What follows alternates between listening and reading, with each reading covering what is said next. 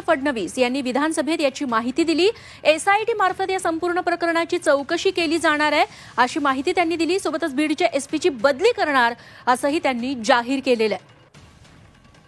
या संपूर्ण प्रकरणाची 3 ते 6 महिन्यात चौकशी पूर्ण केली जाईल अशी माहिती देखील फडणवीसांनी सभागृहाला दिली।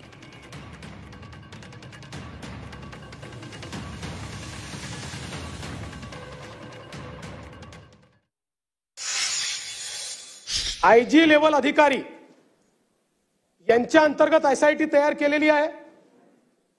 ती एसआयटी या प्रकरणाची पूर्ण चौकशी करेल आणि दुसरीकडे कारण शेवटी एसआयटी चौकशी करताना गुन्ह्याच्या अनुषंगाने करते, इकोसिस्टीमच्या अनुषंगाने चौकशी झाली पाहिजे म्हणून न्यायालयीन चौकशी देखील या संपूर्ण प्रकरणाची या ठिकाणी केली जाईल।